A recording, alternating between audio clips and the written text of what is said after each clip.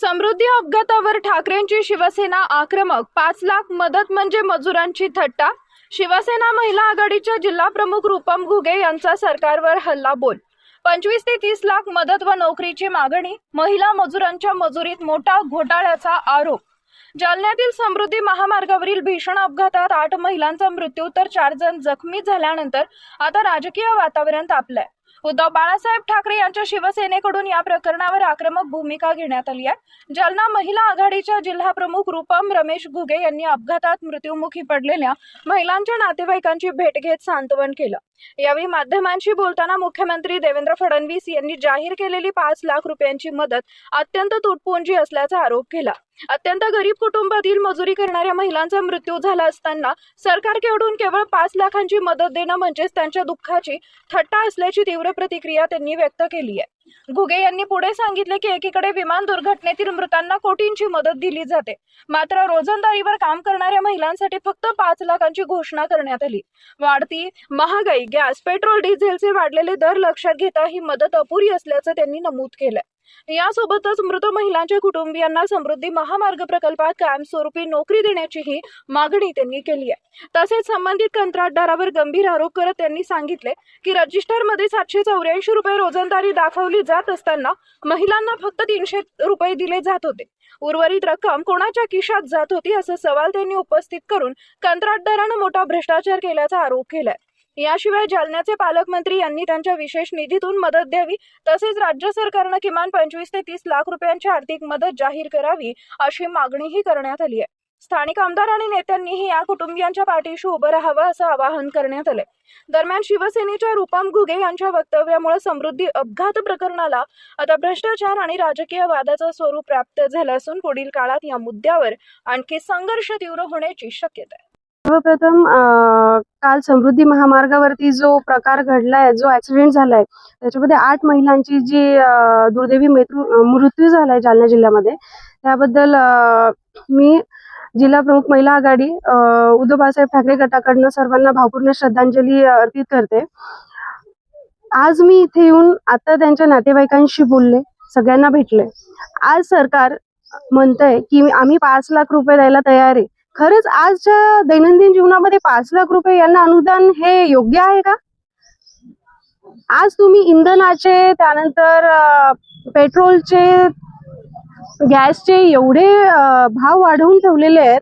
त्यामध्ये प्रत्येक महिला ही आपलं घर चालवत होती, प्रत्येक महिला ही मुख्य होती घरातनं. त्यांनी आज रोजी स्वतःच्या त्यांच्या पैशावरती पूर्ण घर चालवलं. आज त्यांच्या मुलांनी काय करावं? 5 लाखामध्ये खरंच पूर्ण आयुष्य काढू शकतात का? त्यामुळे माझं श्री देवेंद्र फडणवीस जी मुख्यमंत्री यांना अशी मागणी आहे की कमीत कमी यांना 25 ते 30 लाख रुपये आपण हे दिले पाहिजे प्रत्येकी एका महिलेला. कारण की आज जर महिला जर सुरक्षित नसेल, महिलाला जर तेवढं संरक्षण किंवा कव्हरेज नसेल, तर महिलांनी आज घराच्या बाहेर काम करावं की नाही करावं हा इथे प्रश्न उद्भवतो. जो कोणी कॉन्ट्रॅक्टर किंवा ठेकेदार होता त्यांनी यांचे PF काढलेले आहेत का? त्यांनी यांच्या ह्या सर्व महिलांसाठी इन्शुरन्स काढलेला आहे का? त्यांच्या विम्याचे पैसे कुठे गेले? त्यांना आता मी बघितलं GR मध्ये 783 रुपये एवढा रोजगार त्यांना द्यायला पाहिजे आणि त्यांना फक्त 300 रुपये रोजगार देण्यात येत होता. तर बाकीचे 400-450 रुपयांचं काय? तर ते पैसे कुठे गेले? तर हे सरकारने याची सखोल चौकशी करायला पाहिजे. कारण की समृद्धी महामार्ग हा मुंबईपासून नागपूरपर्यंत आहे. आज या 8 महिलांची घटना घडल्यामुळे आपल्याला दिसतंय, पण अशाच घटना किंवा अशाच कितीतरी महिला या समृद्धी महामार्गावरती काम करत असतील, तर आज त्यांच्या सुरक्षिततेचं काय? त्यांनी हेल्मेट घातलं होतं का? त्यांनी रेडियम जॅकेट घातलं होतं का? हे बघायचं काम कुणाचं आहे? सरकारने याची सखोल चौकशी करावी आणि प्रत्येक महिलेला न्याय द्यावा. कारण की 5 लाख मला नाही वाटत एका व्यक्तीला हे पुरेसे आहेत. एका घरातल्या 4 महिलांचा मृत्यू झालेला आहे, एका घरातल्या 2 महिलांचा आहे, एकटी महिला होती हातगावची. तर ह्या सगळ्या महिलांच्या कुटुंबांनी आज कुठे जावं, कोणाला न्याय मागावा? त्यामुळे मी सरकारला ही विनंती करते की त्यांनी ह्या प्रकरणामध्ये जे कोणी कॉन्ट्रॅक्टर असतील त्यांची सखोल चौकशी करावी.